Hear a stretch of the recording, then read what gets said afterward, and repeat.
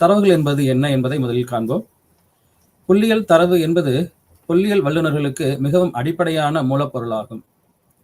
ஒரு உற்பத்தியாளருக்கு எவ்வாறு சிறு சிறு பொருட்கள் மூலப்பொருட்களாக இருக்கின்றனவோ அதுபோல புள்ளியியல் வல்லுநர்களுக்கு இந்த புள்ளியியல் தரவு என்பது அடிப்படையான ஒரு மூலப்பொருளாகும்.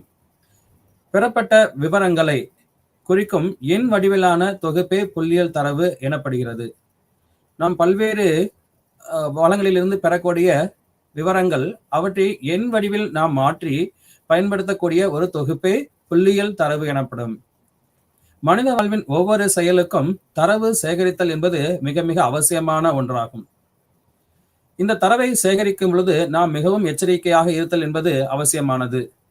ஏனென்றால் தேவையற்ற சில விவரங்களை சேகரிக்கும் பொழுது அவற்றின் மூலமாக நாம் சில தேவையற்ற முடிவுகளை பெறுவது என்பது சாத்தியமானதாகும். ஆனால் தரவுகளை நாம் சேகரிக்கும் பொழுது மிக்க கவனத்துடனும் கவனிப்புடனும் தகவலை சேகரிப்பு என்பது மிகவும் நல்லது. இந்த தரவுகள் 2 வகைகளாக பிரிக்கப்படுகின்றன. ஒன்று முதல்நிலை தரவுகள், இரண்டாம் நிலை தரவுகள் என்று 2 வகைப்படும். முதல்நிலை தரவுகள் எனப்படுபவை யாவை என்று பார்க்கலாம். ஒரு ஆய்வாளர் விசாரணை மூலமாகவோ அல்லது பரிசோதனையில் இருந்தோ அல்லது ஒற்றை உன்னிப்பாக கவனிப்பதன் மூலமாகவோ தாமே நேரடியாக சேகரிக்கும் விவரங்கள் முதல்நிலை தரவுகள் எனப்படும். உதாரணத்திற்கு வேறு ஒருவர் மூலமாக அல்லாமல் தானே முன்னின்று சென்று ஒருவரிடம் சில தகவலை கேட்டு பெற்று அவற்றை சேகரிக்கும் பொழுதற்குரியது முதல்நிலை தரவுகள் எனப்படுகின்றன. அடுத்ததாக இருப்பது இரண்டாம் நிலை தரவுகள். இந்த இரண்டாம் நிலை தரவுகள் எனப்படுபவை ஆய்வாளர் தானே நேரடியாக சென்று தகவலை சேகரிக்காமல் அதற்கு பதிலாக வேறு ஒருவர் முன்னதாக சேகரித்து வெளியிடப்பட்டிருக்கக்கூடிய விவரங்களிலிருந்து தற்போதைய விசாரணைக்காக எடுத்துக்கொள்ளப்படும் தரவுகள் இரண்டாம் நிலை தரவுகள் என்று அழைக்கப்படுகின்றன. இத்தகைய தரவுகள் அரசாங்கத்தால் வெளியிடப்பட்டிருக்கக்கூடிய அறிக்கைகளிலிருந்தும் பதிவேடுகள், பத்திரிகைகள் மற்றும் பொருளாதார நிபுணர்களால் எழுதப்பட்டிருக்கக்கூடிய புத்தகங்கள் மற்றும் வலைதளங்கள் போன்றவற்றின் மூலம் பெறப்படுகின்றன. இத்தகைய தரவுகள் தனது சொந்த உபயோகத்திற்காக தானே நேரடியாக சேர்க்கக்கூடிய தரவுகள் அல்ல. வேறொருவர் தனக்கு தேவையான விசாரணைக்காக அல்லது தன்னுடைய ஆய்விற்காக சேகரிக்கக்கூடிய தரவை தற்பொழுது நமக்கு வேண்டிய மாதிரி அந்த தகவல்களை திரட்டிக் கொள்ளும் பொழுது அவை இரண்டாம் நிலை தரவுகள் என அழைக்கப்படுகின்றன.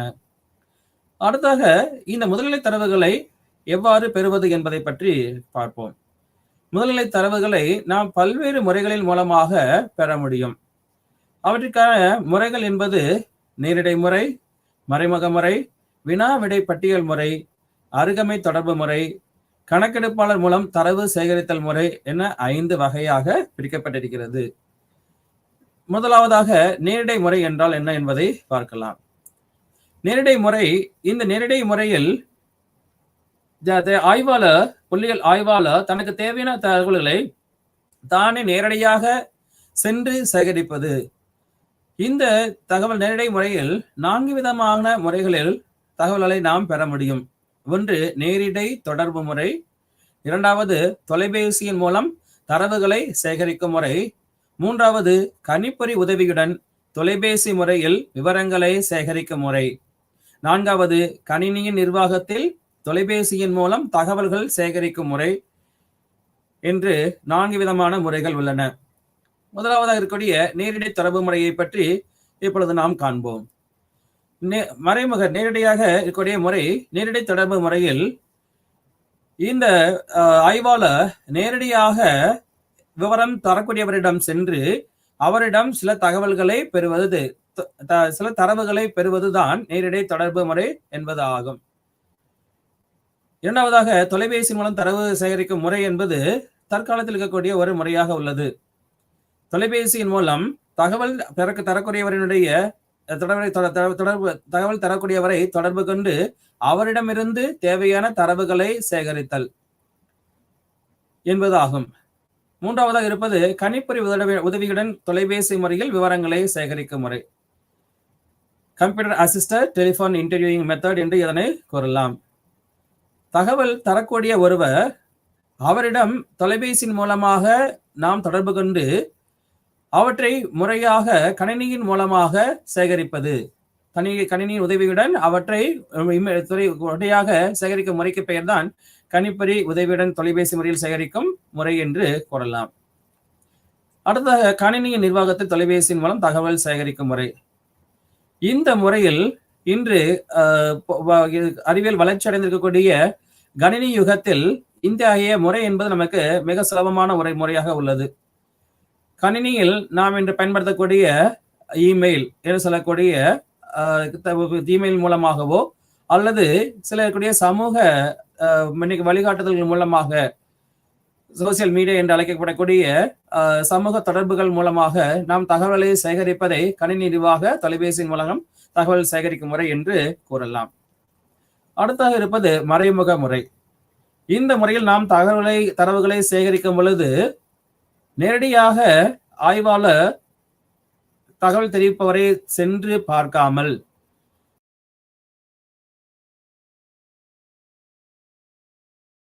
என்று அழைக்கப்படுகிறது. இம்முறையானது தகவல் அளிப்பவரின் விருப்பங்கள் இல்லாமல் இருக்கும் பொழுது அல்லது அவரிடமிருந்து தகவலை பெறுவது சிரமமாகவோ அல்லது தர்ம சங்கடமாக இருக்கும் பட்சத்தில் இத்தகைய முறை என்பது பயன்படுத்தப்படுகிறது. இம்முறையில் தேவையான விவரங்கள் தகவல் பெற வேண்டிய நபருக்கு தெரிந்த அறிமுகமான மூன்றாவது நபரிடமிருந்து பெறப்படுகிறது. சில நேரங்களில் தகவல் தெரிவிக்கக்கூடியவர் அந்த தகவலை அளிக்க விருப்பமில்லாமல் இருக்கலாம், அல்லது அவர் தகவல்களை மறைக்கக்கூடிய நிலையில் இருக்கலாம், அல்லது அவரால் தெளிவாக கூற முடியாத நிலையில் இருக்கலாம். அவ்வாறு இருக்கும் சூழ்நிலையில் நாம் அந்த தகவல் அளிப்பவரிடம் நேரடியாக தகவலை பெறாமல் அதற்கு பதிலாக அவருடைய நெருக்கமான அறிமுகமான வேறொரு நபரிடமிருந்து தகவலை பெறும் பொழுது அது மறைமுக முறை என்று அழைக்கப்படுகிறது. உதாரணத்திற்கு மேட்ரிமோனி, இந்த திருமண தகவல் சேகரிப்பு என்பதை பார்க்கலாம். மணமகனிடம் நேரடியாக சென்று அவரை பற்றிய விவரங்களை சேகரிப்பதற்கு பதிலாக அவருக்கு தெரிந்தவர்களிடம் தகவலை கேட்டு பெறும் பொழுது அம்முறை மறைமுக முறை என்று அழைக்கப்படுகிறது. தகவல் அளிப்பவருடைய விவரங்கள் மூன்றாவது நபரிடமிருந்து பெறப்படுவதால் அதன் உண்மை தன்மையையும் அதன் துல்லியமும் குறைவாக இருக்கும் என்பதே இம்முறையின் குறைபாடாகும். ஏனென்றால் தகவல் அளிப்பவர் சில நேரங்களில் முழுமையான தரவுகளை உண்மையுடன் அல்லாமல் சிறிது புயக்கலந்தம் நமக்கு கொடுக்கலாம். அதனால் அத்தகைய தரவுகள் என்பது துல்லியமற்ற தன்மையில் இருக்கக்கூடிய வாய்ப்புகள் உண்டு என்பதால் இம்முறை ஒரு குறைபாடுடைய முறையாக கருதப்படுகிறது. அடுத்ததாக இருக்கக்கூடிய மூன்றாவது முறை என்பது வினா விடை பட்டியல் முறை என்பதாகும். வினா விடை பட்டியல், இதை ஆங்கிலத்தில் கொஸ்டின் என்று சொல்வோம். இந்த வினா விடை பட்டியல் என்பது ஒரு ஒழுங்கு முறையில் வரிசை கிரமமாக தொகுக்கப்பட்டிருக்கக்கூடிய வினாக்களினுடைய தொடர் வரிசை ஆகும். வினா விடை பட்டியல் தயாரிப்பது என்பது ஒரு ஆர்வமிக்க மற்றும் சவாலான வேலையாகும். ஏனென்றால் எத்தகைய தரவுகளை நாம் பெற வேண்டும், அதற்கு எத்தகைய வினாக்களை கேட்க வேண்டும் என்றவற்றை நாம் எடுத்துக்கொண்டு அவற்றை முறையாக வரிசை கிரமமாக எடுத்துக்கொண்டு நாம் வினா தொகுக்க வேண்டும் என்பது ஒரு சவாலான வேலையே. மேலும் அதுக்கு தகுந்த அனுபவமும் திறமையும் தேவைப்படுகிறது. அவ்வாறு இல்லாமல் இந்த வினாக்களை நாம் மாற்றி வரிசை கிரமமாக அல்லாமல் மாற்றி நாம் தயாரிக்கும் பொழுது தகவல் பெறும் பொழுது என்பது மிகவும் சிரமமான ஒரு கடினமான வேலையாக மாறிவிடுகிறது. இந்த தரமான வினா விடை பட்டியலை தயாரிப்பதற்கான பொதுவான சில வழிகாட்டுதல் முறைகள் உள்ளன. அவற்றில் முதலாவதாக இருப்பது, நாம் கேட்கக்கூடிய இந்த வினாவிடை பட்டியலில் சொற்கள் தெளிவாகவும் மற்றும் நமது ஆய்விற்கு தொடர்பானதாகவும் மட்டுமே அமைய வேண்டும். ஆய்விற்கு தொடர்பில்லாத சில வார்த்தைகளையோ அல்லது கேள்விகளையோ வினாக்களையோ நாம் கேட்காமல் தவிர்ப்பது என்பது அவசியமானதாகும். இரண்டாவதாக, தகவல் அளிப்பவரின் திறமைக்கு ஏற்றவாறு வினா பட்டியல் தயாரிக்க வேண்டும். வினா விடை அளிப்பவர், தகவல் தரக்கூடியவர் எந்த அளவிலான அறிவு வளம் உடையவர் அல்லது வார்த்தைகள் வளம் உடையவர், மொழி வளம் உடையவர் என்பதை தெரிந்து அதுக்கேற்றது போன்ற கேள்விகளையும் கேட்க வேண்டும், வினாக்களை கேட்க வேண்டும். அப்படி இல்லாம தகவலை சேகரிக்கிறவர் அவருக்கு ஏற்றது போல சில வார்த்தைகளையோ அல்லது அவருக்கு தெரிந்த மாதிரியான சில மொழிகளையோ பயன்படுத்தியிருக்கும் பொழுது நம்ம முழுமையான தகவல் அளிப்பவரிடமிருந்து பெற முடியாது. அதனால தகவல் அளிப்பவருடைய திறமைக்கு ஏற்றவாறு அந்த வினா விடை பட்டியல் என்பது தயாரிக்கப்பட்டிருக்க வேண்டும். மூன்றாவதாக அர்த்தமற்ற வாசகங்களை தவிர்த்தல் வேண்டும். சில நேரங்களில் நம்ம கேட்கக்கூடிய கேள்விகள் அர்த்தமற்றதாக இருந்துவிடும். அவர்களுடைய அந்த வாசகங்களை நாம் தவிர்ப்பது என்பது மிக அவசியமான ஒன்றாகும். அப்படி இருக்கும்போதுதான் அந்த தகவல்களை நாம் முழுமையாக பெற முடியும். அது நமது ஆய்விற்கு ஏற்றதாக இருக்கும். அடுத்ததாக இருக்கக்கூடிய முக்கியமான ஒரு பொதுவான வழிகாட்டுதல் என்ன என்றால், வினா பட்டியல் நீட்டிக்கப்படாமல் தேவையான வினாக்கள் மட்டும் கேட்கப்பட வேண்டும். இந்த ஆய்விற்கு சம்பந்தம் அல்லாமல், தொடர்பில்லாமல் வேறு ஏதோ வினாக்கள் நாம் கேட்பது என்பதை தவிர்க்கப்பட வேண்டும். எது ஆய்விற்கு தொடர்பானதாக இருக்கிறதோ, ஆய்வுக்கு தேவையானதாக இருக்கிறதோ, அத்தகைய வினாக்களை மட்டுமே நாம் இந்த வினா விடை பட்டியலில் சேர்க்க வேண்டும். அடுத்ததாக வினாக்கள் ஒழுங்குமுறையில் அமைக்கப்பட வேண்டும். வினாக்கள் அடுத்தடுத்ததாக தொடர்புடைய வினாக்களாக வரிசை கிரமமாக ஒழுங்குமுறையில் அமைக்கப்பட்டிருப்பது என்பது அவசியமானதாகும். முதல் வினாவிற்கும் அடுத்த வினாவிற்கும் தொடர்புடையதாக இருப்பது என்பது அவசியமானது. அவ்வாறு அமைக்கப்பட்டிருக்கும் பொழுதுதான் இந்த தகவலை தெரிவிப்பவர் மிக தெளிவாக தகவல்களை உண்மையாக நமக்கு சுலபமாக அளிக்க முடியும். அவ்வாறு இல்லாமல் வினாக்களை மாற்றி முன்னும் பின்னுமாக அமைக்கும் பொழுது நாம் தகவல்களை மிக சரியாக பெற முடியாது. அதனால் வினாக்களை ஒழுங்குமுறையில் அமைத்தல் என்பது அவசியமானதாகும். அடுத்ததாக தகவல் அளிப்பவரின் மனதை காயப்படுத்தாதவாறு வினாக்கள் அமைய வேண்டும். சில வினாக்கள் இந்த தகவல் அளிப்பவருக்கு விருப்பமில்லாததாக இருக்கும் பட்சத்தில் அவற்றை நாம் தவிர்ப்பது என்பது அவசியமானது. சில வினாக்கள் தகவல் அளிப்பவருடைய மனதை காயப்படுத்துவது போல் இருக்கலாம். அத்தகைய தகவல்களை நாம் முடிந்த மட்டில் தவிர்ப்பது என்பது அவசியமானதாகும். அடுத்ததாக கணக்கிடுதல் என்பது தவிர்க்கப்பட வேண்டும். கணக்கிடுதல் மிகப்பெரிய அளவிலான கூட்டல் கழித்தல் போன்ற கணக்கிடும் முறைகளை அல்லது பெருக்கல் வகுத்தல் போன்ற முறைகளை நமது கேள்விகள் கேட்பதை தவிர்த்தல் என்பது அவசியமானதாக இருக்கும்.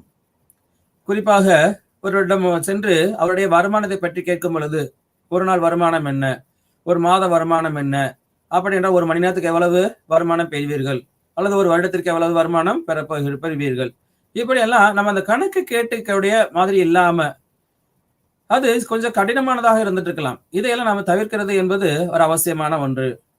அடுத்ததாக தகவல் அளிப்பவரின் விவரங்கள் ரகசியமாக பாதுகாக்கப்படும் என்ற உறுதியை அளிக்க வேண்டும். ஏனால் சில விவரங்கள் என்பவை, சில தரக்கூடிய தரவுகள் என்பவை அவருக்கு, தகவல் அளிப்பவருக்கு சில சங்கடங்களை ஏற்படுத்தக்கூடியதாக இருக்கலாம், சில பிரச்சனைகள் ஏற்படுத்தக்கூடியதாக இருக்கலாம். அதனால் தகவல் அளிப்பவருடைய விவரங்கள் என்பவை மிகவும் ரகசியமாக பாதுகாக்கப்படும் என்ற உறுதிமொழியை நாம் அளிக்க வேண்டும். அடுத்ததாக இருக்கக்கூடிய ஒரு முறை, தரவு சேர்ப்பதில் இருக்கக்கூடிய அடுத்ததான ஒரு முறை அருகமை தொடர்பு முறை என்பதாகும். இந்த முறையில் ஒரு ஆய்வாளர் பல இடங்களுக்கும் நேரடியாக சென்று தகவல்களை சேகரிக்க முடியாது என்ற சூழ்நிலையில் ஆய்வாளர் நேரடியாக தானே செல்வதற்கு பதிலாக பல இடங்களில் அருகில் உள்ள சில முகவர்களை நியமனம் செய்து அந்த இடங்களில் இருக்கக்கூடிய தகவல் அளிப்போரிடமிருந்து தகவல்களை சேகரிக்கக்கூடிய, தரவுகளை சேகரிக்கக்கூடிய ஒரு முறைக்கு பெயர்தான் அருகமை தொடர்பு முறை என்பதாகும். இத்தகைய முகவர்களால் சேகரிக்கப்படக்கூடிய தகவல்கள் ஆய்வாளர்களுக்கோ அல்லது தலைமை அலுவலகத்துக்கோ அனுப்பப்படுகிறது. பத்திரிகை துறையிலும் அரசாங்க நிறுவனத்திலும் இம்முறை பயன்படுத்தப்படுகிறது. குறிப்பாக பத்திரிகை துறையில் பத்திரிகை அலுவலகத்தினுடைய ஒரு எடிட்டர் அல்லது ஆசிரியர், பத்திரிகை ஆசிரியர் என்பவர் தானே அனைத்து இடங்களுக்கும் சென்று தகவலை சேகரிக்க முடியாது. அத்தகைய சூழ்நிலையில் இந்த தகவலை பெறுபதற்காக அங்கங்கு நிருபர்கள் ஒவ்வொரு இடத்திற்கும் ஏற்றது போன்ற நிருபர்கள் அங்கு நியமிக்கப்படுகிறார்கள். அந்த நிருபர்கள் இத்தகைய தகவல்களை பெற்று பத்திரிகை துறையினுடைய தலைமையகத்திற்கு அனுப்புகின்றார். இவ்வாறு நமக்கு தகவல்களை பெறக்கூடிய ஒரு முறைக்கு பெயர் தான் அருகமை தொடர்பு முறை என்பதாகும். அடுத்ததாக இருக்கக்கூடிய முறை கணக்கெடுப்பாளர் மூலம் தரவு சேகரிக்கும் முறை என்பதாகும். எப்பொழுது நமக்கு இருக்கக்கூடிய தரவுகள் என்பது தரவுடைய தேவை என்பது அதிகமாக இருக்கிறதோ, அல்லது தரவுகள் சேகரிக்கக்கூடிய இந்த புவிசார் அமைப்பு என்பது மிகப்பெரியதாக இருக்கின்றதோ, அத்தகைய சூழ்நிலைகளில் இந்த ஆய்வாளர் தானே சென்று தகவலை சேகரிக்க முடியாத சூழ்நிலையில் தனக்கு பதிலாக சில கணக்கெடுப்பாளர், அதாவது எனுமரேட்டர் என்று சொல்லக்கூடிய கணக்கெடுப்பாளரையோ அல்லது இன்வெஸ்டிகேட்டர் என்று அழைக்கப்படக்கூடிய ஆய்வாளரையோ தகவல் சேகரிப்பதற்காக நியமித்து அவரின் மூலமாக வினா விவர பட்டியலை கொண்டு இந்த விவரங்களை சேகரிக்கும் பொழுது அம்முறை கணக்கெடுப்பாளர் மூலம் தரவு சேகரித்தல் முறை என்று அழைக்கப்படுகிறது. இந்த முறையில் ஒரு வினா விவர பட்டியல், ஷெட்யூல் என்று நாம் சொல்லுவோம், இதை ஆங்கிலத்தில் அழைப்போம். அத்தகைய வினா விவர பட்டியலை ஏற்படுத்தி அதை இத்தகைய எனுமரேட்டர் மூலமாக அல்லது இன்வெஸ்டிகேட்டர் மூலமாக மக்களிடம் கொண்டு சென்று அவற்றின் மூலமாக தகவலை சேகரிக்கும் முறையே கணக்கெடுப்பாளர் மூலம் தரவு சேகரித்தல் முறை என்பதாகும். இந்த வினாப்பட்டியலில் தகவல் பெறுபவரே விவரங்களை பூர்த்தி செய்கிறார். இதன் முன்னதாக நாம் கூறிய வினா விடை பட்டியலில் வினா விடை பட்டியல் என்பது தகவல் அளிப்பவருக்கு வழங்கப்படுகிறது. தகவல் அளிப்பவரே அந்த வினாவிடை பட்டியலில் தன்னுடைய தகவல்களை அங்கே பூர்த்தி செய்கிறார். ஆனால் இந்த கணக்கெடுப்பாளர் மூலம் தரவு சேகரிக்கும் முறையில் வினா பட்டியல் ஷெட்யூல் என்பது கணக்கெடுப்பாளருக்கு வழங்கப்படுகிறது. அவர் தகவல் அளிப்பவரிடம் சென்று தகவல்களை பெறும் பொழுது அந்த வினா பட்டியலை தானே விவரங்களை பூர்த்தி செய்கிறார். இத்தகைய முறை என்பது கல்வி அறிவு இல்லாத அன்எஜுகேட்டட் ஆர் இல்லிட்டரேட் பீப்பிள் இவர்களிடமிருந்து தகவலை பெறும் பொழுது நமக்கு மிகவும் உதவியாக இருக்கிறது. எவரெல்லாம் எழுத்தறிவு பெற்றவராக இருக்கிறாரோ அவரிடம் நாம் இந்த வினாவிடை பட்டியலை கொடுத்து பூர்த்தி செய்ய கூற முடியாத சூழ்நிலையில் இந்த வினா பட்டியல் கணக்கெடுப்பாளர் மூலம் பூர்த்தி செய்யப்பட்டு தகவல் சேகரிக்கப்படுகிறது. ஆனால் எழுத்தறிவு இல்லாதவரிடம் நமக்கு இந்த தகவலை சேகரிப்பது அல்லது கல்வி அறிவு இல்லாதவரிடம் தகவலை சேகரிப்பதற்கு இத்தகைய கணக்கெடுப்பாளர் மூலம் தரவு சேகரிப்பு முறை என்பது மிகவும் உதவிகரமான முறையாக இருக்கிறது. அடுத்ததாக இரண்டாம் நிலை தரவுகள். முதல்நிலை தரவுகளை எவ்வாறு சேகரிக்கலாம் என்பதை பார்த்தோம். அடுத்ததாக இரண்டாம் நிலை தரவுகள். இந்த இரண்டாம் நிலை தரவுகள் என்பது முன்னதாக சேகரிக்கப்பட்டு வெளியிடப்படக்கூடிய விவரங்களிலிருந்து தற்போதைய விசாரணைக்காக எடுத்துக் கொள்ளப்படக்கூடிய தரவுகள் ஆகும். இந்த தரவுகள் ஒரு ஆய்வாளர் தானே நேரடியாக சென்று முதல் முறையாக சேகரிக்கக்கூடிய தரவுகள் அல்ல. வேறு ஒரு நபர் அவருடைய தேவைக்காக சேகரித்திருக்கக்கூடிய தரவுகளை தற்பொழுது தமது தேவைக்காக எந்த ஒரு ஆய்வாளர் பயன்படுத்திக் கொள்கிறாரோ அப்பொழுது அது இரண்டாம் நிலை தரவுகள் என்று அழைக்கப்படுகின்றன. இத்தகைய தரவுகள் அரசாங்கத்தால் வெளியிடப்பட்டிருக்கக்கூடிய அறிக்கைகளிலிருந்தும், பதிவேடுகள், பத்திரிகைகள், பொருளாதார நிபுணர்களால் எழுதப்பட்டிருக்கக்கூடிய புத்தகங்கள் மற்றும் வலைதளங்கள் போன்றவற்றின் மூலமாக பெறப்படுகின்றன. இத்தகைய இரண்டாம் நிலை தரவுகளை பெறுவது என்பது நேரத்தையும் செலவையும் குறைக்கிறது. இரண்டாம் நிலை தரவுகளுடைய ஆதாரங்கள். எங்கெங்கிருந்து நாம் இரண்டாம் நிலை தரவுகளை பெற முடியும் என்பதை இப்பொழுது பார்க்கலாம். இரண்டாம் நிலை தரவுகள் குறிப்பாக 2 வகையான ஆதாரங்களிலிருந்து பெறப்படுகின்றன. அவை வெளியிடப்பட்ட ஆதாரங்கள் மற்றும் வெளியிடப்படாத ஆதாரங்கள் என்று பிரிக்கப்பட்டுள்ளன. முதலாவதாக வெளியிடப்பட்ட ஆதாரங்கள் என்பன யாவை என்பதை பார்க்கலாம். உலகளாவிய நிறுவனங்களிடையே பிரசுரங்கள், அரசு சார்ந்த வெளியீடுகள், ரிசர்வ் வங்கியின் செய்தி வெளியீடுகள், மத்திய புள்ளியியல் நிறுவனத்தால் வெளியிடப்படும் இந்திய புள்ளியியல் செய்தி சுருக்கங்கள், தமிழக அரசின் பொருளாதார மற்றும் புள்ளியியல் துறையில் வெளியிடப்படும் தமிழக அரசின் புள்ளியியல் செய்தி சுருக்கங்கள், இவ்வாறு எங்கோ ஒரு இடத்தில் பிரசுரிக்கப்பட்டிருக்கக்கூடிய வெளியிடப்பட்டிருக்கக்கூடிய சில பிரசுரங்களிலிருந்து பெறக்கூடிய தரவுகளையே நாம் வெளியிடப்பட்ட ஆதாரங்கள் என்று கூறுகின்றோம். அது மட்டுமல்லாமல் வெளியிடப்படாத சில ஆதாரங்கள் உள்ளன. அரசு மற்றும் தனியார் நிறுவனங்களின் கோப்புகள் மற்றும் பதிவேடுகளிலிருந்து பெறப்படுகின்ற வெளியிடப்படாத தரவுகள் வெளியிடப்படாத ஆதாரங்கள் என்று அழைக்கப்படுகின்றன. குறிப்பாக ஒரு கல்லூரியில் இருக்கக்கூடிய மாணவர்களுடைய வருகை பதிவேடு, எவ்வளவு மாணவர்களுடைய வருகை எந்த அளவில் உள்ளது என்பதை பெறுவதற்காக கல்லூரிக்கு செல்கின்றோம். கல்லூரி அலுவலகத்தில் சென்று அங்கு வைக்கப்பட்டிருக்கக்கூடிய கோப்புகளிலிருந்து அல்லது பதிவேடுகளிலிருந்து நாம் மாணவர்களுடைய வருகை பதிவேட்டை பெறும் பொழுது அது வெளியிடப்படாத ஆதாரங்கள் என்று அழைக்கப்படுகிறது. ஏனென்றால் இந்த பதிவேடுக்கு இந்த பதிவுகள் மாணவர்களுடைய வருகை பதிவு என்பது எந்த விதமான ஒரு புத்தகத்திலோ அல்லது பிரசுரத்திலோ எங்கும் வெளியிடப்படவில்லை. அவ்வாறு இருக்கக்கூடிய இத்தகைய ஆதாரங்களையோ நாம் வெளியிடப்படாத ஆதாரங்கள் என்று அழைக்கின்றோம். இந்த 2ஆம் நிலை தரவுகள் பல நேரங்களில் நமக்கு அவசியமற்றதாகிறது. எப்பொழுது இந்த 2ஆம் நிலை தரவுகள் தேவை என்று பார்க்கும் பொழுது, ஒரு ஆய்வாளர் எப்பொழுது தானாக நேரடியாக சென்று ஆய்வு மேற்கொண்டு முதல்நிலை தரவுகளை பெற முடியவில்லையோ அத்தகைய சூழ்நிலைகளில், அதாவது பணம் என்பது அல்லது பொருளை சேமிக்க இருக்கக்கூடிய சூழ்நிலையில் அதிகமாக செலவு ஆகும் என்று என்கின்ற சூழ்நிலையில், அல்லது மிக பரந்த ஒரு புவியியல் பரப்பில் இருக்கக்கூடிய மக்களிடமிருந்து தகவலை பெறும் பொழுது இந்த 2ஆம் நிலை தரவுகள் என்பது நமக்கு அவசியமாகிறது. நாம் மிகப்பெரிய அளவிலான ஒரு புவியியல் பரப்பிலிருந்து தகவலை பெறுவதற்கு பல நிறுவனங்கள், சில நிறுவனங்களால் முடியும், அல்லது அரசு போன்ற நிறுவனங்களால் அவற்றை பெறுவது என்பது சுலபமானது.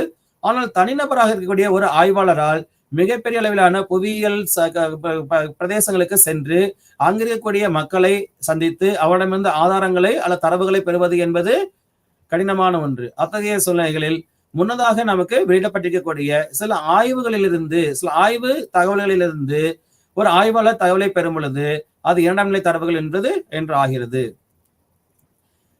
அடுத்ததாக முதல்நிலை மற்றும் 2ஆம் நிலை தரவுகளை ஒப்பீடு செய்தல். இவற்றில் இருக்கக்கூடிய இரண்டை ஒப்பிட்டு பார்க்கலாம்.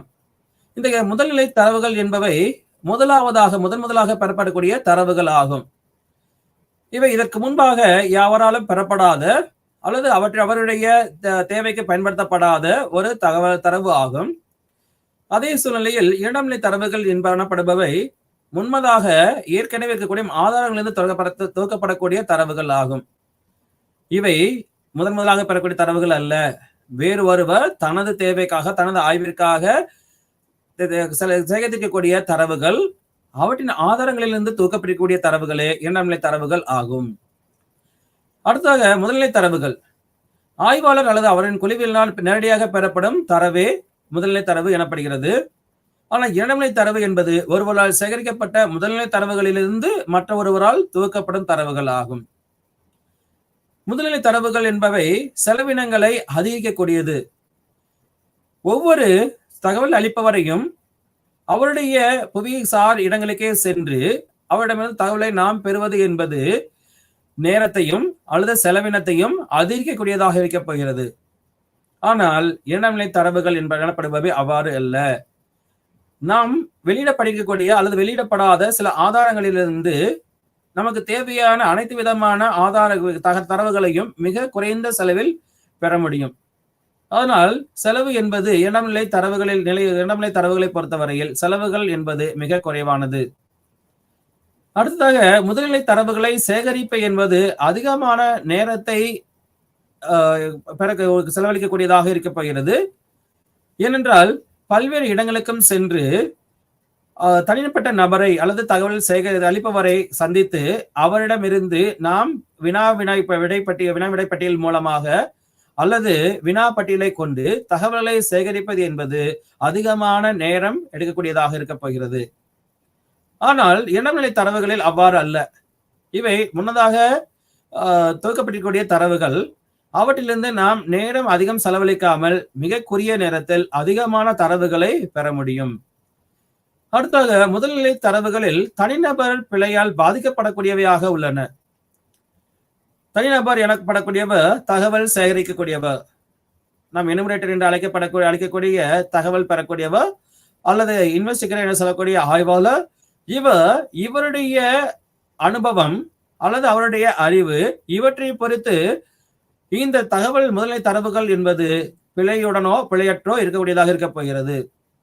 அதனால் தனிநபர் பிழையால் பாதிக்கக்கூடியதாக முதல்நிலை தரவுகள் உள்ளது.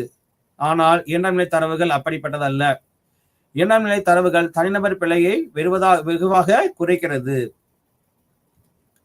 அடுத்ததாக நாம் பார்க்க இருப்பது முழுமை தொகுதி, அதாவது யூனிவர்சல் என்று நாம் சொல்லக்கூடியது. இந்த உலகத்தில் இருக்கக்கூடிய அல்லது நாம் எத்தகைய மக்களிடம் போய் சென்று இந்த புள்ளியியல் தகவல்களை பெறப்போகின்றோம், தரவுகளை பெறப்போகின்றோமோ அது முழுமையாக இருக்கக்கூடிய ஒரு தொகுதிக்கு பெயர் தான் முழுமை தொகுதி என்று கூறலாம். குறிப்பாக ஒரு கல்லூரிக்கு சென்று கல்லூரி மாணவர்களிடம் நாம் தரவுகளை பெறப்போகின்றோம் என்றால் அந்த கல்லூரியிலுடைய அனைத்து மாணவர்களுடைய தொகுப்பு முழுமை தொகுதி யூனிவர்சல் என்று அழைக்கப்படுகிறது. புள்ளிகளின் செயல்பாடுகளில் முழுமை தொகுதி மற்றும் மாதிரிகள் என்ற கருத்துக்கள் மிக முக்கிய பங்கு வகிப்பதால் அவற்றை பற்றி தெளிவாக அறிந்து கொள்வது மிக அவசியமானதாகும். புள்ளிகளில் முழுமை தொகுதி என்பது ஆய்வுக்கு தேவையான அனைத்து கூறுகள் அல்லது அனைத்து உறுப்புகளின் தொகுப்பாகும். உதாரணத்திற்கு நாம் இப்ப கூறினோம் அல்லவா, கல்லூரிகளுக்குடைய அனைத்து மாணவர்கள், அனைத்து கூறுகள், இவனுடைய தொகுப்பு தான் முழுமை தொகுதி என்று அழைக்கப்படுகிறது. ஒரு தேசத்தில் இருக்கக்கூடிய அனைத்து மக்களுடைய தகவல்களை பெறுவது என்று கூறும் பொழுது அவற்றுடைய தொகுப்பு முழுமை தொகுதி என்று அழைக்கப்படுகிறது. யூனிவர்சல் என்று இதை ஆங்கிலத்தில் கூறலாம். முழுமை தொகுதி முடிவுறு முழுமை தொகுதி, முடிவுறா முழுமை தொகுதி என இரண்டு வகைப்படும். முடிவுறு முழுமை தொகுதி என்றால் என்ன? ஒரு முழுமை தொகுதி எண்ணிடத்தக்கதாகவோ அதன் உறுப்புகளை குறிப்பிட்டு காண்பிக்கத்தக்கதாகவோ இருப்பின் அவை முடிவுறு நாம் கூறும் பொழுது டெஃபனைட் என்று கூறுவோம். டெஃபனைட் என்றால் முழுமையாக, அது கூற முடியும், எண்ணிட கூடத்தக்கதாக, எண்ணக்கூடியதாக அல்லது அதன் உறுப்புகள் இவ்வளவுதான் என்று குறிப்பிட்டு கூற அளவில் தக்கதாக இருக்கக்கூடிய ஒரு முழுமை தொகுதியையே நாம் முடிவுறு முழுமை தொகுதி என்று அழைக்கிறோம். எடுத்துக்காட்டாக 1 மணி நேர கால அளவில் நெடுஞ்சாலையில் செல்லும் வாகனங்களின் எண்ணிக்கை, அந்த எண்ணிக்கை நாம் எண்ண முடியும். அவ்வாறு இருக்கக்கூடிய அந்த தொகுதியே முழுமை தொகுதியே முடிவுறு முழுமை தொகுதி எனப்படுகிறது. ஒரு வகுப்பறையில் இருக்கக்கூடிய மாணவர்களுடைய எண்ணிக்கை நாம் அதை எண்ணி கூறிவிட முடியும், அது ஒரு முடிவுறு முழுமை தொகுதியாகும். அல்லது ஒரு கல்லூரியில் இருக்கக்கூடிய எழுதுகோள்கள், அவருடைய எண்ணிக்கை என்று வகுப்பறையினுடைய எண்ணிக்கை, இவையெல்லாம் நாம் எண்ணி கூடக்கூடியதாக இருக்கக்கூடியது. ஆகவே அது முடிவுறு முழுமை தொகுதி எனப்படுகிறது. அடுத்தாக முடிவுறா முழுமை தொகுதி, இன்டெஃபனைட் என்று கூறக்கூடிய முழுமை இல்லா முடிவுறா முழுமை தொகுதி. ஒரு முழுமை தொகுதியில் உறுப்புகள் எண்ணிட முடியாததாகவும் அல்லது குறியிட முடியாததாகவும் இருப்பின் அம்முழுமை தொகுதி முடிவுறா முழுமை தொகுதி அல்லது எண்ணிட முடியாத முழுமை தொகுதி எனப்படுகிறது. உதாரணத்திற்கு நமது தலையில் இருக்கக்கூடிய முடிகளுடைய எண்ணிக்கை, இவற்றை நாம் எண்ணி கூறிவிட முடியுமா? முடியாது. அதே போல் கையில் இருக்கக்கூடிய மணல், ஒரு கை மணலை எடுத்துக்கொண்டு இவற்றில் மணல் துகளுடைய எண்ணிக்கை எத்தனை என்று கூறும் பொழுது நாம் கூறிவிட முடியுமா என்றால் முடியாது. அத்தகைய எண்ணிட முடியாத அல்லது குறியிட முடியாததாக இருக்கக்கூடிய ஒரு முழுமை தொகுதியவே நாம் முடிமுறா முழுமை தொகுதி என்று அழைக்கிறோம். முழுமை தொகுதியிலிருந்து தரவுகளை பெறும் முறைகள் என்ன என்பதை அடுத்தாக காண்போம். இந்த முழுமை தொகுதியிலிருந்து டெஃபனைட் யூனிவர்ஸ் என்று சொல்லக்கூடிய முழுமை தொகுதியிலிருந்து நாம் சில தகவல்களை பெறும் பொழுது அவற்றை பெறுவதற்கான பல்வேறு விதமான முறைகள், 2 முறைகள் உள்ளன. ஒன்று சென்சஸ் மெத்தட், மற்றொன்று சாம்பிளிங் மெத்தட். இதை சென்சஸ் மெத்தட் என்று கூறக்கூடிய ஆங்கிலத்தில் அழைக்கக்கூடிய முறையை நாம் முழு கணக்கெடுப்பு முறை என்று கூறலாம். சென்சஸ் மெத்தட் உலகில் இருக்கக்கூடிய மிகப்பெரிய அளவிலான ஒரு தரவு சேகரிக்கும் முறை என்பது இந்தியாவில் கணக்கிடக்கூடிய மக்கள் தொகை கணக்கெடுப்பு முறையே ஆகும். சென்சஸ் டேட்டா கலெக்ஷன் என்று நாம் சொல்லக்கூடிய இந்த முழு கணக்கெடுப்பு முறையே, இந்தியாவுடைய மக்கள் தொகை கணக்கெடுப்பு முறையே மிகப்பெரிய அளவிலான முழு கணக்கெடுப்பு முறை ஆகும். இம்முழு கணக்கெடுப்பு முறையானது முழு கணிப்பு முறை என்றும் அழைக்கப்படும். இம்முறையில் புள்ளியியல் முழுமை தொகுதியில் உள்ள ஒவ்வொரு உறுப்பிலிருந்தும் தரவுகள் பெறப்படும். இந்திய மக்கள் தொகை கணக்கெடுப்பு இதற்கு ஒரு சிறந்த எடுத்துக்காட்டாகும். இவ்வகையான கணக்கெடுப்பு முறை முழுமை தொகுதியின் அளவு மிக குறைவாகவும் விரிவாக இல்லாமல் இருக்கும் சூழலில் பயன்படுத்துவதற்கு ஏற்றது. ஏனென்றால் இந்த மக்கள் தொகை கணக்கெடுப்பு இந்தியா முழுவதும் உள்ள 140 கோடி மக்கள் அவர்களுடைய தகவல்களை பெறுவதற்கு இந்திய அரசாங்கம் பயன்படுத்தக்கூடியது. இந்திய அரசாங்கம் என்பது மிக அதிகமான மக்கள் தொகை கொண்டிருக்கக்கூடிய ஒன்று. அவற்றிலிருந்து இந்த தகவலை பெறுவதற்காக மிக அதிகமான வேலையாட்களை அவர்களால் பயன்படுத்த முடியும். அதிகமான தொகையை நிதியை அரசு மத்திய அரசு என்பது செலவு செய்கிறது மக்கள் தொகை கணக்கெடுப்பிற்காக. ஆனால் இவ்வளவு அதிகமான ஒரு நிதியையோ அல்லது ஆட்களையோ அல்லது நேரத்தையோ தனி ஒரு ஆய்வாளரால் செலவழிக்க முடியாது, பயன்படுத்த முடியாது என்கின்ற சூழ்நிலைகளில் இந்த முழு கணக்கெடுப்பு முறை என்பது நமக்கு பயனுடையதாக இருக்காது. அடுத்தாக மாதிரி கணிப்பு முறை என்பது, இதனை ஆங்கிலத்தில் சாம்பிளிங் மெத்தட் என்று கூறலாம். மாதிரி கணக்கெடுப்பு முறை என்பது முழுமை தொகுதியிலிருந்து முழுமை தொகுதியின் பண்புகளை தெரிந்து கொள்வதற்காக மாதிரிகளை தேர்ந்தெடுக்கும் முறையாகும். முழுமை தொகுதியிலுடைய அனைத்து உறுப்புகளையும் நாம் சென்று அது அவர்களிடமிருந்து ஒவ்வொரு உறுப்பிலிருந்தும் தரவுகளை சேகரிப்புக்கு பதிலாக அத்தொகுதியில் இருக்கக்கூடிய முழுமை தொகுதியில் இருக்கக்கூடிய ஒரு குறிப்பிட்ட அந்த முழு தொகுதியினுடைய பிரதிநிதியாக கருதப்படக்கூடிய சில மாதிரிகளிடமிருந்து தகவல்களை பெறும் பொழுது அது மாதிரி கணிப்பு முறை என்று அழைக்கப்படுகிறது. மாதிரி என்பது முழுமை தொகுதியிலிருந்து விகிதாச்சார முறையில் பெறப்பட்ட ஒரு சிறு பகுதியாகும்.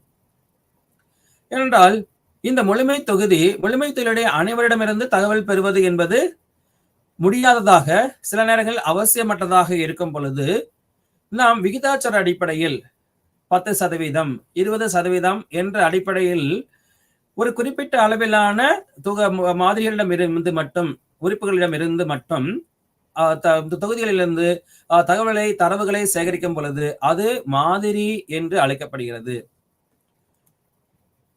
அடுத்ததாக மாதிரி கூறு அல்லது மாதிரி அலகு என்றால் என்ன என்று பார்க்கலாம். இந்த மாதிரி கணிப்பு முறைகள் மாதிரி கூறு அல்லது மாதிரி அலகு என்பது மிக மிக முக்கியமானதாக இருக்கின்றது. ஒரு முழுமை தொகுதியிலிருந்து பெறக்கூடிய மேலும் சிறு பகுதிகளாக பிரிக்க முடியாத ஒரு கூறு மாதிரி அலகு அல்லது மாதிரி கூறு எனப்படும். எடுத்துக்காட்டாக ஒரு குடும்பம் சார்ந்த ஆய்வில் ஒரு குடும்பத்தின் தலைவர் அல்லது குடும்பத்தினுடைய ஒரு குறிப்பிட்ட உறுப்பினர் ஒரு மாதிரி கூறு ஆவார்.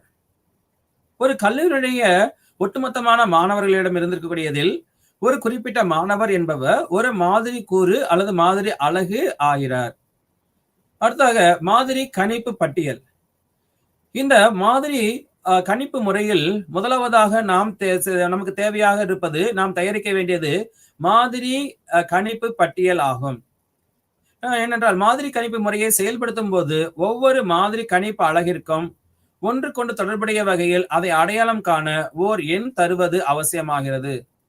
அவ்வாறு பெறப்பட்ட பட்டியல் அல்லது வரைபடம் மாதிரி கணிப்பு பட்டியல் என்று அழைக்கப்படுகிறது. அடுத்ததாக மாதிரி அளவு. மாதிரி அளவு என்பது என்ன என்றால், ஒரு குறிப்பிட்ட முழுமை தொகுதியில் நாம் எத்தகைய அளவிலான மாதிரிகளை தேர்வு செய்து அவற்றிலிருந்து தரவுகளை பெறப்போகின்றோம் என்பதாகும். ஒரு மாதிரியில் உள்ள அலகுகளின் எண்ணிக்கை மாதிரி அளவு எனப்படும். குறிப்பாக 100 பேர் உள்ள 100 மாணவர்கள் உள்ள ஒரு வகுப்பறையில் நாம் 10% மாணவர்களிடமிருந்து, அதாவது 10 மாணவர்களிடமிருந்து தரவுகளை பெறப்போகின்றோம் என்றால் அந்த 10 மாணவர்கள் தான் மாதிரி அளவு என்று அழைக்கப்படுகின்றனர். அடுத்ததாக மாதிரி கணிப்பு முறை வகைகள் என்ன என்று பார்க்கலாம். ஏனென்றால் அனைத்து மாணவர்கள் முழுமை தொகுதியுடைய அனைவரிடமிருந்தும் அனைத்து உறுப்புகளிடமிருந்தும் தகவல்களை பெற முடியாத சூழ்நிலையில் மாதிரி கணிப்பு முறை பயன்படுத்தப்படுகிறது. இந்த மாதிரி கணிப்பு முறையில் மாதிரிகளை தேர்ந்தெடுக்கக்கூடியதாக இருக்கக்கூடிய 2 முறைகள். ஒன்று நிகழ்தகவு மாதிரி கணிப்பு முறை, இரண்டாவதாக இருப்பது நிகழ்தகவு சாரா மாதிரி கணிப்பு முறையாகும். நிகழ்தகவு மாதிரி கணிப்பு முறையை ஆங்கிலத்தில் ப்ராபபிலிட்டி சாம்பிளிங் என்றும், நிகழ்தகவு சாரா மாதிரி கணிப்பு முறையை நான் ப்ராபபிலிட்டி சாம்பிளிங் என்றும் கூறலாம். முதலாவதாக நிகழ்தகவு மாதிரி கணிப்பு முறை. நிகழ்தகவு மாதிரி கணிப்பு முறை அல்லது வாய்ப்பு மாதிரி கணிப்பு முறை என்பது முழுமை தொகுதியில் உள்ள உறுப்புகளை வாய்ப்பு முறையில் தேர்ந்தெடுத்து மாதிரி அமைக்கும் முறையாகும். ஏனென்றால் ஒரு முழுமை தொகுதியில் இருக்கக்கூடிய அனைத்து உறுப்புகளுக்கும் மாதிரி அல்லது தகவல் கொடுப்பதற்கான முழுமையான உரிமை வழங்கப்பட வேண்டும். அவ்வாறு இல்லாமல் ஒரு குறிப்பிட்ட சிலருக்கு மட்டுமே அது வாய்ப்பு வழங்கப்படுமேயானால் அதனை ஒரு நிகழ்தகவு மாதிரி கணிப்பு முறை என்று கூறிவிட முடியாது. வாய்ப்பு மாதிரி கணிப்பு முறையில் அலகுகள் அனைத்தும் தேர்வு செய்வதற்கு ஒரு குறிப்பிட்ட நிகழ்தகவை பெற்றிருக்கும். அனைத்து உறுப்புகளும் தேர்வு செய்யப்படுவதற்கான வாய்ப்புகளை பெற்றிருக்கும். அத்தகைய ஒரு மாதிரி கணிப்பு முறையே நிகழ்தகவு மாதிரி கணிப்பு முறை என்று அறியப்படுகிறது. நிகழ்தகவு மாதிரி கணிப்பு முறையில் சில முக்கியமான கணிப்பு முறைகள் உள்ளன. அவற்றில் அவை ஒன்று எளிய வாய்ப்பு மாதிரி கணிப்பு, சிம்பிள் ரேண்டம் சாம்பிளிங். இரண்டாவது படுகை வாய்ப்பு மாதிரி கணிப்பு, ஸ்ட்ராட்டிஃபைடு ரேண்டம் சாம்பிளிங். மூன்றாவது முறை சார்ந்த மாதிரி கணிப்பு, அதாவது சிஸ்டமேட்டிக் ரேண்டம் சாம்பிளிங் என்று 3 விதமான வாய்ப்பு கணிப்பு முறைகள் உள்ளன. முதலாவதாக எளிய வாய்ப்பு மாதிரி கணிப்பு முறை என்றால் என்ன? ஒரு முழுமை தொகுதியிலிருந்து நமக்கு தேவையான மாதிரிகளை, தகவல் தெரிவிக்கக்கூடிய சில மாதிரிகளை நாம் தேர்வு செய்ய போகின்றோம். இந்த எளிய வாய்ப்பு மாதிரி கணிப்பு முறையில் மாதிரி தேர்வு செய்யப்படும் பொழுது ஒவ்வொரு உறுப்பும் மாதிரியாக தேர்ந்தெடுக்கப்படுவதற்கு சமமான நிகழ்தகவை பெற்றிருப்பது, சமமான வாய்ப்பை பெற்றிருப்பது. அவ்வாறு இருக்கும் முறையே எளிய வாய்ப்பு மாதிரி கணிப்பு முறை என்று அழைக்கப்படுகிறது. குறிப்பாக ஒரு குழுக்கள் முறை என்று வைத்துக் கொள்வோம். வகுப்பறையில் இருக்கக்கூடிய 50 மாணவர்கள் இருக்கின்றார்கள் என்று எடுத்துக்கொண்டால், அவற்றிலிருந்து ஒரு 5 மாணவர்களை தேர்ந்தெடுக்க போகின்றோம். ஒரு நிகழ்ச்சிக்கு சென்று கொட்டி செல்வதற்காக 5 மாணவர்களை தேர்ந்தெடுக்க போகின்றோம் என்றால் 50 மாணவர்களுடைய பெயர்களையும் துண்டுச்சீட்டில் எழுதி குழுக்கள் முறையில் ஒரு 5 சீட்டுகளை மட்டும் எடுக்கும் பொழுது அந்த 5 மாதிரிகள் அல்லது 5 மாணவர்கள் வருவதற்கு அனைத்து மாணவர்களுக்கான வாய்ப்புகள் என்று வழங்கப்பட்டிருக்கிறது. இதையே நாம் சிம்பிள் ரேண்டம் சாம்பிளிங் அல்லது எளிய வாய்ப்பு மாதிரி கணிப்பு என்று கூறலாம். இரண்டாவதாக இருக்கக்கூடிய மாதிரி கணிப்பு முறை என்பது படுகை முறை மாதிரி கணிப்பு என்பதாகும், அல்லது ஸ்ட்ராட்டிஃபைடு ரேண்டம் சாம்பிளிங் என்பதாகும். இம்முறையில் எண் உறுப்புகள் கொண்ட முழுமை தொகுதி சீரற்றதாக இருக்கும் போது பொதுவான உறுப்புகள் அல்லாத சீரான எல் துணை முழுமை தொகுதிகளாக பிரிக்கப்படுகிறது. உதாரணத்திற்கு ஒரு கல்லூரி, ஒரு கலை அறிவியல் கல்லூரி என்று வைத்துக் கொள்வோம். அக்கல்லூரியில் இருக்கக்கூடிய மாணவர்களிலிருந்து சில சாம்பிள், சில மாதிரிகள் தேர்ந்தெடுக்கப்பட உள்ளன. இந்த மாணவர்கள் அனைவரும் பொதுவான உறுப்புகள் அல்ல, அனைவரும் ஒரே மாதிரியான குணங்களுடைய ஒரு உறுப்புகள் அல்ல. சில மாணவர்கள் அறிவியல் படம் சார்ந்தும், சில மாணவர்கள் கலை படம் சார்ந்தும் இருக்கின்றார்கள். அவர்களிலும் கூட சில மாணவர்கள் 1ஆம் 2ஆம் 3ஆம் வகுப்பு ஆண்டுகளை சேர்ந்த மாணவர்களாக இருப்பார்கள். இவர்கள் அனைவரும் ஒரே மாதிரியான குணங்கள் உடையவர்களாக அல்ல. இப்படிப்பட்ட பல்வேறு விதமான சீரற்ற பண்புகளை கொண்டிருக்கக்கூடிய ஒரு முழுமை தொகுதியிலிருந்து நாம் உறுப்புகளை மாதிரிகளாக பெறும் பொழுது அவற்றை முதலாவதாக நாம் பல்வேறு விதமான குழுக்களாக, படுகைகளாக பிரிக்கின்றோம். ஸ்டேட்டா என்று ஆங்கிலத்தில் கூறலாம். அவற்றை பிரித்து அவற்றிலிருந்து குறிப்பிட்ட எண்ணிக்கையிலாக நாம் இந்த மாதிரிகளை தேர்வு செய்யும் பொழுது அது படுகை முறை மாதிரி கணிப்பு என்று அழைக்கப்படுகிறது. நம்மளதாக கூறியது போல கலை பாடம் என்றும் அறிவியல் பாடம் என்றும் ஒரு கல்லூரி மாணவர்களை 2ஆக பிரித்துக் கொள்கின்றோம். அடுத்ததாக இந்த கலை பாடங்கள் வரும் பொழுதும் அவற்றில் இருக்கக்கூடிய 1ஆம் ஆண்டு, 2ஆம் ஆண்டு, 3ஆம் ஆண்டு என்று சில துணை படுகைகளாகவும் பிரித்துக்கொண்டு அப்பொழுது ஒவ்வொரு ஆண்டிலிருந்தும் அல்லது ஒவ்வொரு பிரிவிலிருந்தும், கலை அறிவியல் பிரிவிலிருந்தும் குறிப்பிட்ட எண்ணிக்கையிலான மாணவர்கள் மாதிரிகளாக தேர்ந்தெடுக்கப்படுவார்கள் என்று கூறி அவற்றிலிருந்து நம்ம தேர்வு செய்யும் பொழுது அனைத்து விதமான மாணவர்களும் இதில் வாய்ப்புகளை பெறுவார்கள். நிச்சயமாக அனைத்து மாணவர்களுமே தேர்ந்தெடுக்கப்படுவதற்கான வாய்ப்புகள் வழங்கப்படுகிறது. ஆனால் இதில் ஒரு குறிப்பிட்ட அளவிலான நாம் இதை குறிப்பிட்ட படுகைகளாக பிரித்துக் கொண்டிருக்கிறோம். அதனால இதை படுகை முறை மாதிரி கணிப்பு என்று இதை கூறலாம். அடுத்தாக இருக்கக்கூடியது முறை சார்ந்த மாதிரி கணிப்பு முறை என்பதாகும். இதை சிஸ்டமேட்டிக் சாம்பிளிங் என்று நாம் கூறலாம். இத்தகைய மாதிரி கணிப்பு முறையில் முழுமை தொகுதியில் உறுப்புகள் அனைத்திற்கும் எண்கள் ஏறு வரிசைகள் அல்லது இறங்கு வரிசைகள் எண்கள் கொடுக்கப்படுகின்றன. 1, 2, 3 என்று மாணவருடைய எண்ணிக்கை வழங்கப்படுகிறது. ஒரு வகுப்பில் கூடிய 50 மாணவர்கள் என்று எடுத்துக்கொண்டால் 50 மாணவர்களுக்கும் 1, 2 என்று 50 வரையிலான எண்கள் வழங்கப்படுகின்றன.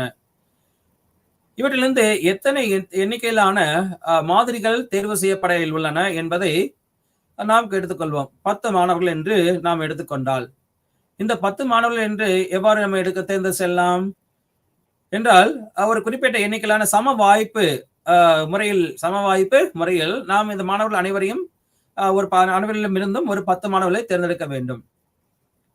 அதற்கு தொடக்க புள்ளியாக இருக்கக்கூடியது இந்த முறை சார்ந்த மாதிரி கணிப்பு முறையாகும். இவற்றிலிருந்து நமக்கு 10 எண்களில் கூடிய 50 எண்களிலிருந்து 10 என்று வைத்துக் கொள்ளும் பொழுது இதை நாம் 10ஆல் வகுக்கும் பொழுது 10ஆல் வகுக்கும் பொழுது 5 என்று வருகிறது. அதனால் குறிப்பிட்ட ஒரு 5 மாணவர்களிலிருந்து ஒரு மாணவன் என்ற விதத்தில் நாம் மாதிரிகளை பெறப்போகின்றோம். அதாவதாக ஒவ்வொரு 50 மாணவர்களையும் 5 10 தொகுதிகளாக பிரித்துக் கொள்கிறோம். இதில் 5 இருக்கக்கூடிய இது எண்களில் ஏதாவது ஒன்றை நாம் முதலில் தேர்வு செய்ய போகின்றோம். அதாவது 1, 2 அல்லது 3, 4, 5 இவற்றில் ஏதாவது ஒன்றை தேர்வு செய்யலாம். நாம் தேர்வு செய்யக்கூடியது 3 என்று வைத்துக் கொண்டால் ஒவ்வொரு 5 மாணவர்களுடைய தொகுதியிலும் இருக்கக்கூடிய 3வது மாணவர் என்று நாம் எடுத்துக்கொள்ளலாம் என்று தேர்வு செய்கின்றோம். அவர் வரும் பொழுது 10 தொகுப்பிலிருந்து 10 3வது மாணவர் என்று சொன்னால் 10 மாணவர்கள் நமக்கு கிடைப்பார்கள். இந்த மாணவர்களை நாம் மாதிரிகளாக தேர்வு செய்துள்ளோம். இவர்களிடமிருந்து தரவுகள் பெறப்பட உள்ளன என்றால் இது முறை சார்ந்த மாதிரி கணிப்பு முறை ஆகும். அடுத்ததாக இருப்பது நிகழ்வுதகவு சாரா மாதிரி கணிப்பு முறை என்பதாகும். நிகழ்தகவு சாரா மாதிரி கணிப்பு முறை என்பது மாதிரி குறிகளின் சம வாய்ப்பிற்கு முக்கியத்துவம் அளிக்காமல் மாதிரியில் இருக்கக்கூடிய முழுமை தொகுதியில் அனைவரும் மாதிரிகளாக தேர்ந்தெடுக்கப்படுவதற்கான சமமான வாய்ப்பு அளிக்காமல் ஆய்வாளரின் கருத்துக்கு ஏற்றபடி மாதிரி உறுப்புகளை தேர்ந்தெடுக்கும் முறையாகும். பொதுவாக 4 வகையான நிகழ்தகவு சாரா மாதிரி கணிப்பு முறைகள் உள்ளன. அவற்றில் ஒன்று ஏதுவான மாதிரி கணிப்பு முறை, அதாவது கன்வீனியன்ட் சாம்பிளிங். இரண்டாவது கருத்து கணிப்பு முறை, அதாவது ஜட்ஜ்மெண்ட் சாம்பிளிங். மூன்றாவது ஒதுக்கீட்டு மாதிரி கணிப்பு முறை, கோட்டா சாம்பிளிங். மற்றும் 4வது பனி பந்து கணிப்பு முறை, அதாவது ஸ்னோபால் சாம்பிளிங் என்பதாகும். இந்த முதலாவது இருக்கக்கூடிய ஏதுவான மாதிரி கணிப்பு முறையில் இந்த ஆய்வாளர் தனக்கு எது சுலபமாக இருக்கிறதோ ஏதுவாக இருக்கிறதோ அத்தகைய இந்த ஒரு மாதிரிகளை தேர்ந்தெடுக்கிறார். குறிப்பாக ஒரு மாணவர்கள் ஒரு வகுப்பில் கூடிய மாணவர்களை மாணவர்களில் ஒரு 2 மாணவர்களை ஆசிரியர் தேர்ந்தெடுக்க வேண்டும், தகவலை பெறுவதற்காக தேர்ந்தெடுக்க வேண்டும் என்று இருக்கும் பட்சத்தில் ஆசிரியர் தனக்கு ஏதுவாக தனக்கு பழக்கமாக இருக்கக்கூடிய அல்லது தன்னிடம் நன்றாக பழகக்கூடிய 2 மாணவர்களை தேர்ந்தெடுப்பாரே ஆனால் அது கன்வீனியன்ட் சாம்பிளிங் அல்லது ஏதுவான மாதிரி கணிப்பு முறை என்று வழங்கப்படுகிறது என்று அறிக்கப்படுகிறது. அதே சமயத்தில் ஜட்ஜ்மெண்ட் சாம்பிளிங் 2 சிறந்த மாணவர்கள் என்று கூறும் பொழுது ஆசிரியர் வேறு எந்த விதமான ஆய்வு முறையும் பயன்படுத்தாமல் தனக்கு இருக்கக்கூடிய கருத்தின் அடிப்படையில் 2 மாணவர்களை இவர்களே சிறந்த மாணவர்கள் என்று தேர்ந்தெடுப்பாரே ஆனால் அது கருத்து கணிப்பு முறை என்று அழைக்கப்படுகிறது. அடுத்ததாக ஒதுக்கீட்டு மாதிரி கணிப்பு முறை, இதில் கோட்டா சாம்பிளிங் என்று கூறலாம். இதில் சில கோட்டா என்று அழைக்கப்படுகிறது. சில மாதிரிகளை நாம் ஒதுக்கீட்டின் அடிப்படையில் இலக்கடிதல் கலை அறிவு மாணவர்கள் என்று வைத்துக் கொள்வோம். ஒரு கல்வியுடைய கலை அறிவியல் மாணவர்களிடமிருந்து தகவல் சேகரிக்கும் பொழுது கலை பாடத்தில் இருந்து குறிப்பிட்ட அளவிலான மாணவர்கள் எண்ணிக்கையிலான மாணவர்கள், அறிவியல் பாடங்களிலிருந்து ஒரு குறிப்பிட்ட எண்ணிக்கையிலான மாணவர்கள் என்று சில கோட்டா சில ஒதுக்கீடுகளை நாம் பிரித்து கொண்டு 10 மாணவர்கள் என்று வைத்துக் கொள்ளும் பொழுது 5 மாணவர்கள் கலை படத்தை சேர்ந்தும் 5 மாணவர்கள் அறிவியல் பாடத்தை சேர்ந்தும் நாம் என்று பிரித்துக் கொள்ளும் பொழுது இது நிகழ்தகவு சாரா மாதிரி கணிப்பு முறையில் ஒன்றாக கருதப்படுகிறது. ஏனால் இத்தகைய நிகழ்தகவில் வரும் பொழுது நிகழ்தகவு மாதிரி கணிப்பு முறையில் நாம் தேர்ந்தெடுக்கக்கூடிய 10 மாணவர்களுமே அறிவியல் சார்ந்தோ அல்லது கலை சார்ந்தோ தேர்ந்தெடுப்பதற்கு வாய்ப்புகள் உண்டு. ஆனால் இந்த ஒதுக்கீட்டு மாதிரி கணிப்பு முறைகள் அவ்வாறு இல்லாமல் 5 மாணவர்கள் கலை பாடத்திலிருந்தும் 5 மாணவர்களிருந்தும் அறிவியல் பாடத்திலிருந்தும் தேர்ந்தெடுக்கப்படுகிறார்கள். இவ்வாறு நாம் இருக்கக்கூடிய ஒரு முறைக்கு பெயர் கோட்டா சாம்பிளிங் என்று அழைக்கலாம். அடுத்ததாக தரவுகள் வகைப்படுத்துதல். இதுவரை நாம் தரவுகளை எவ்வாறு சேகரிப்பது என்பதை பற்றி பார்த்தோம். தரவுகளை நாம் பல்வேறு விதமான ஆதாரங்களிலிருந்து, அதாவது முதன்மை தகவலாக அல்லது இரண்டாம் நிலை தகவலாக நாம் பெறுகின்றோம். இந்த தகவலை பெறுவதனால் மட்டும் நமக்கு எந்த விதமான முடிவுகளும் எட்டிவிட முடியாது. இந்த தரவுகள் முறையாக தொகுக்கப்பட்டு வரிசைப்பட்டு நம்ம இருக்கும் பொழுது மட்டுமே அந்த தரவுகளிலிருந்து நாம் சில முடிவுகளை பெற முடியும். பொல்லியல் ஆய்வில் தரவுகள் சேகரிப்பு என்பது முதல்நிலை என்றால், அடுத்த நிலையில் இருப்பது தரவுகளை வகைப்படுத்துதல் என்பதாகும். இந்த கிளாசிபிகேஷன், இதை ஆங்கிலத்தில் கிளாசிபிகேஷன் ஆஃப் டேட்டா என்று கூறுவோம். தரவுகளை நாம் ஒரு முறையாக வரிசையாக வைக்கும் பொழுது அவற்றிலிருந்து நாம் சில உண்மைகளை மிக சுலபமாக அறிந்து கொள்ள முடியும். அவ்வாறு தொகுக்கப்படாத, வரிசைப்படுத்தப்படாத தரவுகளை செப்பனிடப்படாத தரவுகள் என்றும் ஆங்கிலத்தில் ரா டேட்டா என்றும் அழைக்கலாம். அவை கையாள்வதற்கு எண்ணிக்கையில் அதிகமாகவும் பன்முகத்தன்மை பெற்றதாகவும் இருக்கும். எனவே அவற்றை ஒரு குறிப்பிட்ட வடிவத்தில் தொகுக்கப்பட வேண்டியது அவசியமாகிறது. ஏனென்றால் இத்தகைய ரா டேட்டாவை கொண்டு நாம் சில முடிவுகளை பெறுவது என்பது கடினமானது. உதாரணத்திற்கு, நமக்கு சமைக்கப்படாத உணவு கொடுக்கப்படுமேயானால், காய்கறிகளும் மசாலா பொருட்களும் கொண்டு நமக்கு கொடுக்கப்பட்டு வழங்கப்படுமேயானால் இவற்றை நாம் உண்பது என்பது கடினமானது. ஆனால் இவற்றை முறையாக பக்குவமாக சமைத்து கொடுக்கப்படும் பொழுது, சாதமாகவோ அல்லது குழம்பு ரசமாகவோ வழங்கப்படும் பொழுது அது நமக்கு உண்பதற்கு சுலபமானதாக இருக்கிறது. அவற்றிலிருந்து நாம் சுலபமாக சத்துக்களை பெற முடியும். அதுபோல இந்த செப்பனிடப்படாத ரா டேட்டா, இது நமக்கு இவற்றை கொண்டு சில குறிப்பிட்ட தகவல்களை பெறுவது என்பது கடினமானது. அதனால் வகைப்படுத்தல் என்பது முதல்நிலை தகவல்களை ஒரு குறிப்பிட்ட வகையான வடிவத்தில் அமைப்பது ஆகும். தரவுகளை அதன் பொதுவான மற்றும் தொடர்புடைய பண்புகளை பொறுத்து குழுக்களாக அமைப்பதை வகைப்படுத்துதல் என ஹோரஸ் செக்ரேஸ்ட் வரையறுக்கிறார். குறிப்பாக நாம் மக்களிடம் சென்று தரவுகளை சேகரிக்கின்றோம். சேகரிக்கும் பொழுது அவருடைய பொதுவான குணங்களின் அடிப்படையில் ஆண்கள் என்றோ, பெண்கள் என்றோ, அல்லது முதியவர் என்றோ, இளைஞர் என்றோ, அல்லது சிறுவன் என்றோ, படித்தவர் என்றோ, படிக்காதவர் என்றோ, இவ்வாறு நாம் தரவுகளை அவர்களுடைய பொதுவான வடிவத்தை பண்புகளின் அடிப்படையில் குழுக்களாக அமைப்பதற்கு பெயரே வகைப்படுத்துதல் ஆகும். வகைப்படுத்தலின் நோக்கங்கள் என்ன என்பதை பற்றி அடுத்ததாக காண்போம். தரவுகளின் தன்மைகளை இந்த வகைப்படுத்தலின் மூலம் தரவுகளுடைய தன்மைகள் முழுமையாக விளக்கப்படுகிறது. அடுத்ததாக ஒரே மாதிரியான தரவுகளை ஒப்பிட உதவுகிறது. குறிப்பாக ஒரு மாணவனுடைய இருவேறு வகுப்பினுடைய மாணவர்கள் இருக்கிறார்கள் என்றால் அந்த மாணவர்களை ஒப்பிட்டு பார்த்து எத்தகைய மாணவர்கள் மிக சிறப்பாக படிக்கிறார்கள் என்று தெரிந்து கொள்வதற்கும், அல்லது இருவேறு நாடுகளில் இருக்கக்கூடிய மக்களுடைய பொருளாதார நிலையை ஒப்பிட்டு பார்ப்பதற்கு, நமக்கு இது போன்று சில தரவுகளை ஒப்பிட்டு பார்ப்பதற்கு வகைப்படுத்துதல் என்பது மிக அவசியமாகிறது. ஒத்த பண்பு இல்லாத சில தரவுகளிலிருந்து ஒத்த பண்புடைய தரவுகளை பிரித்து வகைப்படுத்த இத்தகைய வகைப்படுத்தல் என்பது மிகவும் அவசியமானதாக ஆகிறது. பொதுவாக நாம் மக்களிடம் சென்று தகவல்களை சேகரிக்கின்றோம். ஒரு மாநிலத்தில் உள்ள மக்களிடம் சென்று தகவலை சேகரிக்கும் பொழுது அந்த மக்களிடையே ஒழுங்கற்ற பண்பு கொண்டிருக்கக்கூடிய ஒத்த பண்பு இல்லாத மக்களிடம் தகவலை சேகரித்திருக்கின்றோம். இந்த தரவுகளை நாம் இப்பொழுது ஒத்த பண்புடைய தரவுகளாக பிரித்து வகைப்படுத்துவதற்கு இந்த வகைப்படுத்தல் உதவுகிறது. எவ்வாறு? குறிப்பிட்ட மாவட்டங்களை சேர்ந்த மக்களாக நாம் அவரை பிரிக்கின்றோம். திண்டுக்கல், மதுரை, தேனி, விருதுநகர் என்று இது போல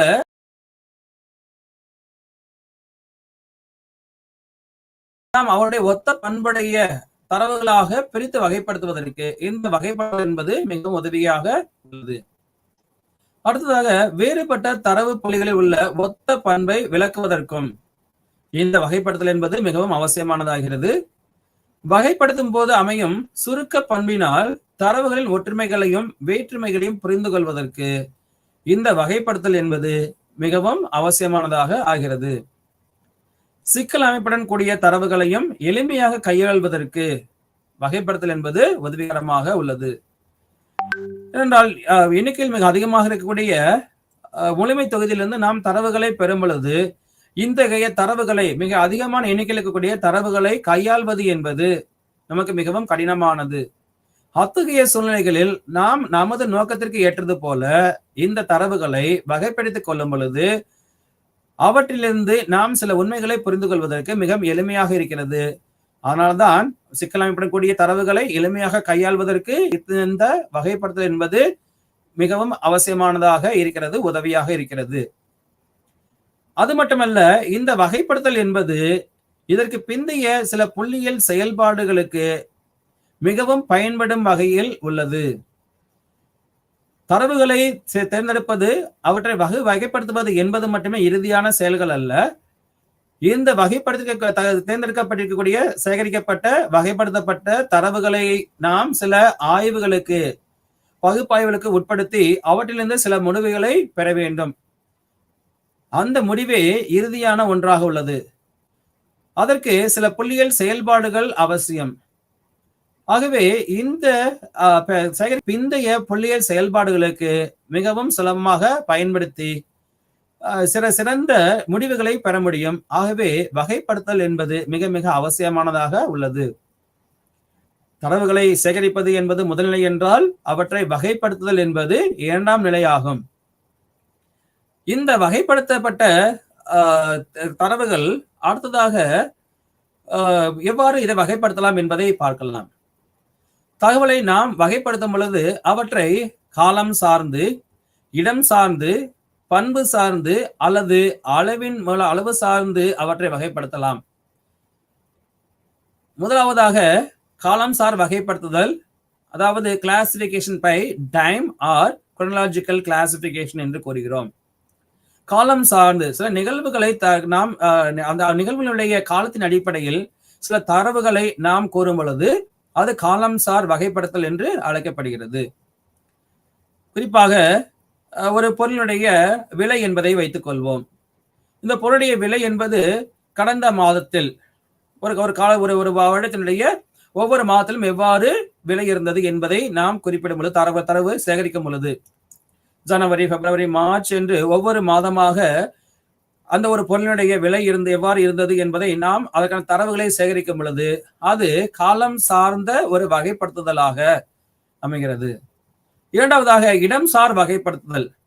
இதில் அந்த தரவுகள் அளிப்போருடைய இடம் சார்ந்து, லொகேஷன் அல்லது ஸ்பேஸ் என்று சொல்லலாம், இவற்றின் அடிப்படையில் இந்த தரவுகள் என்பது வகைப்படுத்தப்படும் பொழுது அதை இடம் சார் வகைப்படுத்தல் என்று கூறலாம். நான் முன்பே கூறியது போல மாவட்டங்கள் சார்ந்து அதை பிரித்து வகைப்படுத்தும் பொழுது, சில நாடுகள் சார்ந்து, இவ்வாறு சில ஜியோகிராபிக்கல் லொகேஷன் இடம் சார்ந்து நாம் அந்த தகவல்களை வகைப்படுத்தும் பொழுது அது இடம் சார் வகைப்படுத்தல் என்று அழைக்கப்படுகிறது.